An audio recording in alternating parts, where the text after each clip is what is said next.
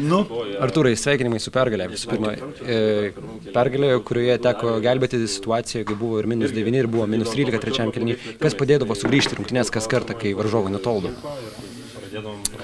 ko tikėjimas, sakau, kažkaip dabar čia tos visos pastarosios savaitės, kažkaip tikrai visas tas komandos tas tikėjimas, kažkaip pagavom jau ir kažkokį ritmą ir viskas, sakau, tas, kaip sakyt, rungtynių tempas, viskas vyksta tikrai gerai, kamuolys juda ir kažkaip ir gynyboje gerai stovim, tai, sakau, tikėjom, kad sakau, ir vis bandom, sakau, kažkur pametam vietomis tą planą ir viskas, sakau, griūna, čia galima, sakau, kurti dainas ir rašyti eilėraščius apie tą superinį planą, kurio mes tik laikomės ir, sakau, čia kaip taisyklė viskas iš karto pasisuka kitą linkmę.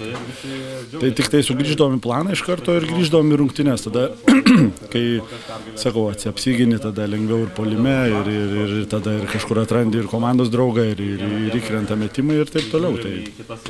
O kur tik tai pametam galvą, kažkur tai blogas puolimas, tada ir greitos atakos jų prasideda, o jie čia ant greitų atakų čia šitoje arenoje tai yra vieni geriausių irgi Eurolygoje. Buvo daug rungtynių šitam sezone, kai tos pabaigos nebūdavo geros jūsų komandai. Šiandien tos rungtynės, kaip pagaliau pavyko laimėti tokias labai įtemptas rungtynės. Sakyk, ką tai reiškia visai komandai, kad pagaliau tokias rungtynės buvo ištrauktos? Tai daug, sakau, čia gal parodo ir sakau, tas visos komandos džiaugsmas parodo, kad tikrai yra to potencialo ir gaila tų visų rungtynių praeityje, kurias pralošėm, bet dabar manau, kad sakau, tokios rungtynės tikrai pakelia visą dvasią, ypač komandos ir labai džiugu dėl to.